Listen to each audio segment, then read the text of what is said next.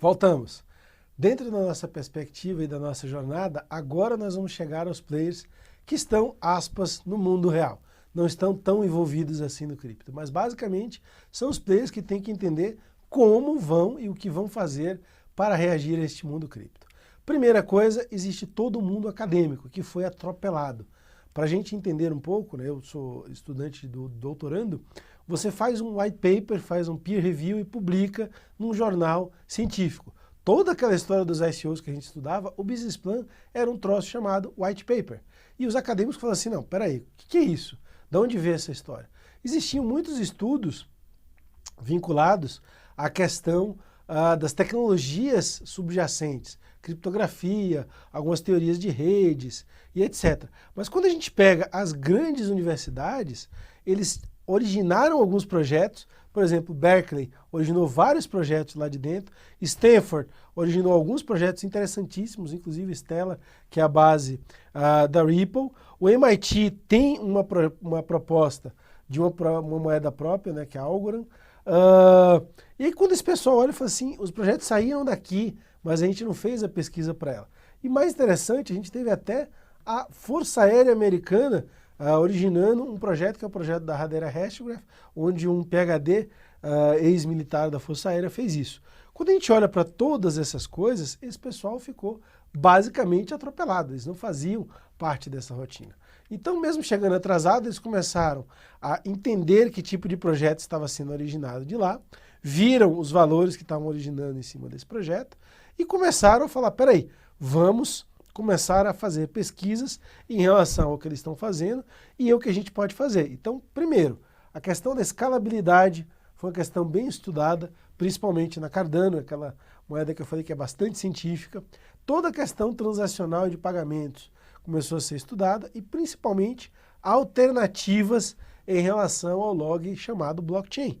Existe uma outra coisa que a gente viu lá na questão tecnológica, que são os Direct Acyclic Graphics, que não é blockchain.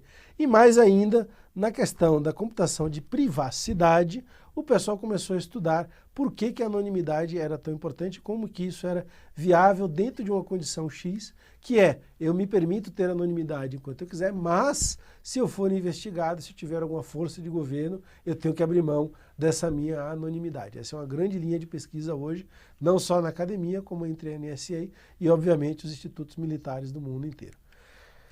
Dentro disso, a segunda linha de pessoas que começou a se situar, obviamente, são os nossos amigos legisladores. Então, a gente sempre brinca, quem está no ecossistema cripto, que o pessoal que faz leis foi pego de calça curta. E o pessoal que faz leis fala assim, que o pessoal cripto foi pego de calça na mão, porque ao invés de tentar entender como é que se situaria no sistema legislativo atual, o pessoal que veio para o mundo que falou, não, isso aqui é uma novidade tecnológica. Isso aqui não existe, não tem legislação, ninguém nunca fez, porque é cripto, porque é global, porque é pseudônima, porque é libertária, etc, etc, etc. Não é verdade. Isso é uma falácia. Tão simples quanto todas as coisas que existem hoje sendo realizadas no mundo cripto, em alguns lugares e em específico no Brasil, já tem legislação mais do que aplicada. Esse é um dos motivos pelos quais a gente não fez ICO aqui. Um ICO na legislação brasileira é exatamente igual a um processo de abertura de capital. E se enquadra ou na legislação atual de crowdfunding ou na legislação atual de mercado aberto. Existem algumas diferenças a serem discutidas, estamos discutindo isso hoje, novamente em janeiro de 2019. A CVM tem sido muito aberta a discutir essas coisas, mas se você abrir capital da maneira como foi feito no mundo e querer fazer aquelas boas que aconteceu lá fora, aqui você tem encrenca, porque literalmente a coisa não é solta. Existem legislações, leis prontas, arcabouços muito bem estruturados para medir isso. E aí o pessoal da legislação lá de fora começou a entender o que eles precisariam fazer, né? Uma amiga que eu tenho bastante famosa é a Eva Kailil, ela é do Parlamento Europeu, então lá dentro da questão da Europa estão discutindo questões como lei de privacidade de dados, o GDPR, a questão do Open Banking, que é muito forte para eles, e basicamente como construir dentro da Europa como um todo um ecossistema forte, porque a Europa hoje vive, como todos os lugares do mundo, uma guerra regulatória, e esta guerra acontece dentro da Europa. E por que isso é causado? Porque um dos países da Europa, que é a nossa querida amiga Suíça, foi lá e criou uma Blockchain Task Force. E a Suíça, como entidade nacional, ela se intitulou como o Crypto Country. Então, desde 2016, já existe um esforço muito grande de todos os cantões, em especial os cantões de Zug e Zurich, para explorar as vantagens e as arbitragens regulatórias que poderia ter se o país fosse cripto-friendly.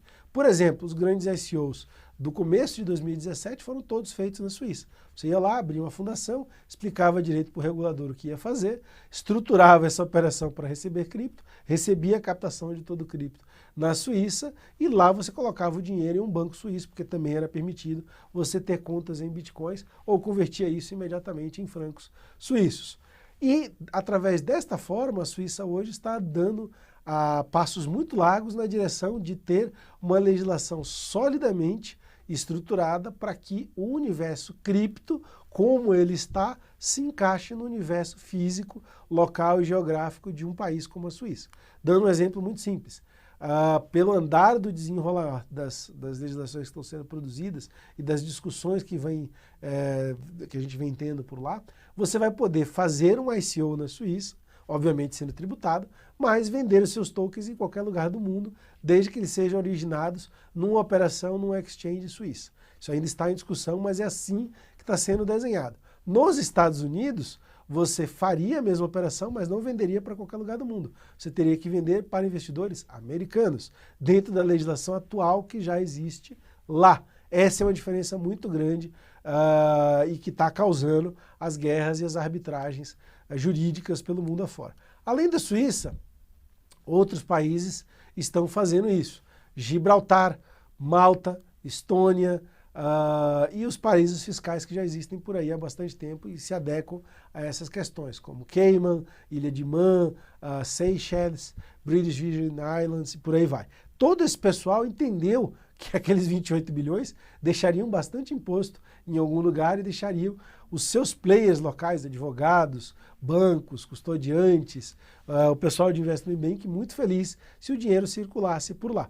E lembrando que em dezembro de 2017, nós estávamos falando de um mercado de 850 bilhões de dólares. Então, essa guerra regulatória foi basicamente para ser o porto seguro de toda essa criptofesta que aconteceu.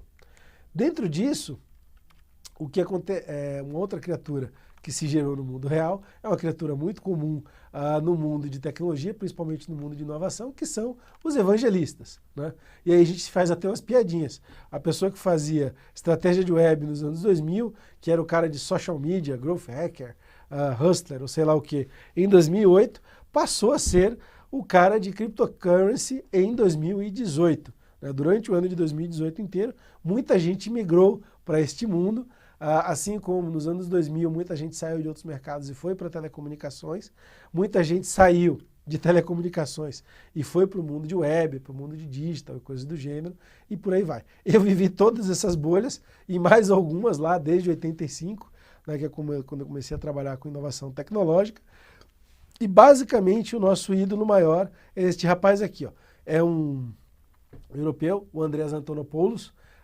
Ele é residente do Chipre e ele é a pessoa que mais fala de Bitcoin o tempo todo. Eu conheço pessoalmente, é uma pessoa extremamente afável, pessoa extremamente quista na comunidade, tem centenas de vídeos gravados, editou os 3 principais livros em relação ao mundo Bitcoin, editou mais um agora em relação ao mundo Ethereum, e é uma pessoa, além de ser extremamente carismática, extremamente centrada nos seus propósitos.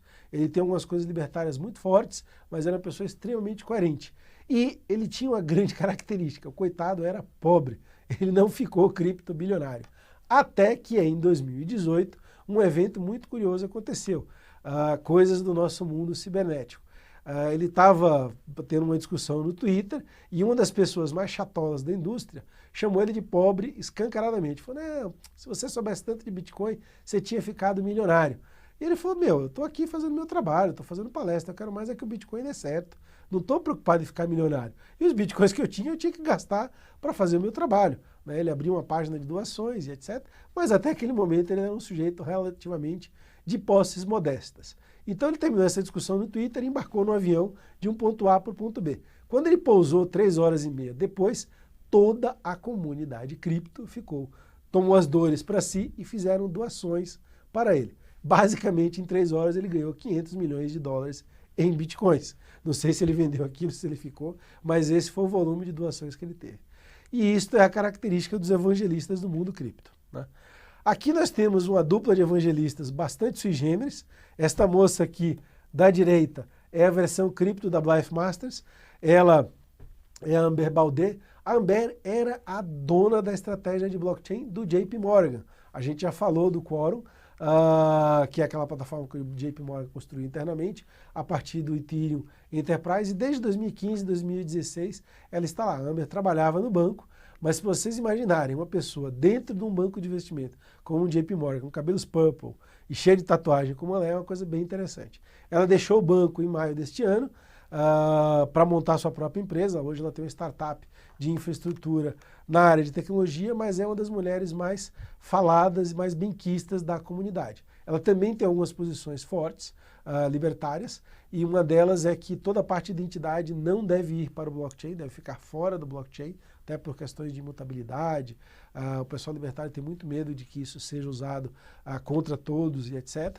Mas é uma pessoa extremamente inteligente, extremamente rápida e muito conhecedora da indústria pelos dois lados. Ela estava do lado do banco, estava do lado dos libertários, usou a plataforma dos libertários, que é o Ethereum, e construiu com essa plataforma uma plataforma fechada do banco, que é o Quorum do JP Morgan. A outra coisa é que, para se entender em todo esse mundo, foi preciso gerar os sindicatos, as associações de classe. E aí, novamente, tudo começou na Suíça. A Suíça foi lá e criou a Blockchain Federation, a Swiss Blockchain Association, criou a MILA, que é a Multi-Asset Swiss Management Association, etc. E aqui no Brasil nós seguimos essa cultura, criamos no ano passado a Associação Brasileira de Criptoativos, mudamos o nome anteontem, por isso que ainda está com o logo antigo, e blockchain. O presidente da associação é o Fernando Furlan, antigo ministro, está nos ajudando bastante junto a tratativas com o CADE, tratativas com o próprio Congresso. Já visitamos a CVM, já visitamos o Congresso, já visitamos o Banco Central, visitamos o BNDES, e essa associação congrega as entidades do setor. Qual é o papel da associação hoje, janeiro de 2019? Ajudar o Poder Legislativo. Na época que ela foi constituída, e eu fui convidado a depor no Congresso, nessa comissão especial de criptomoedas e pontos de milhagem, olha que coisa engraçada, a gente tinha muito desconhecimento, e era a época do boom, né? 2017 era a época que o Bitcoin estava indo para 21 mil dólares, e todo mundo, não, o que é isso, como é que a gente faz, vamos legislar, não vamos, e diante de todo o desconhecimento chegou-se até a se pensar em proibir o Bitcoin no Brasil. Graças a Deus isso não foi para frente, mas a associação foi criada com essa tarefa. O diretor executivo, o França, ele é uma pessoa já bem experiente no mercado de cripto e bem experiente no trâmite de Brasília. E ele vem nos ajudando muito nessa renovação recente que a gente teve, a compor uma bancada cripto. Então estamos seguindo lá o passo dos suíços. E aí apareceram as fundações. Além das fundações, obviamente, que estão junto aos protocolos, a gente conseguiu criar alguns cônsios e alguns fóruns interessantes. Então, o Global Blockchain Business Council, por exemplo, é uma fundação criada pela Sandra Ho.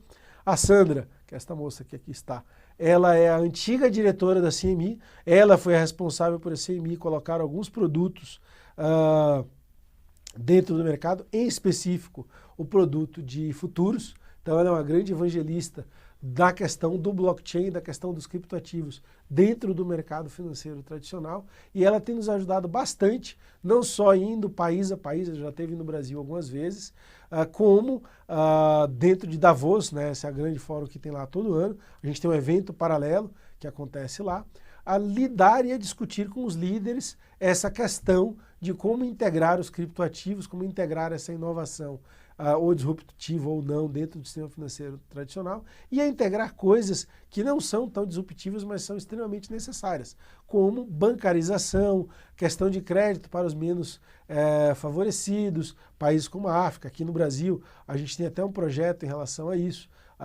uma plataforma chamada Moeda Seeds, que é de uma amiga minha, e o GBBC tem nos ajudado a literalmente fazer esse trabalho de formiguinha e conversar com vários líderes, né? Em Davos, obviamente, é o nosso principal palco, né? Todo mundo está lá, a gente acaba conversando com todo mundo.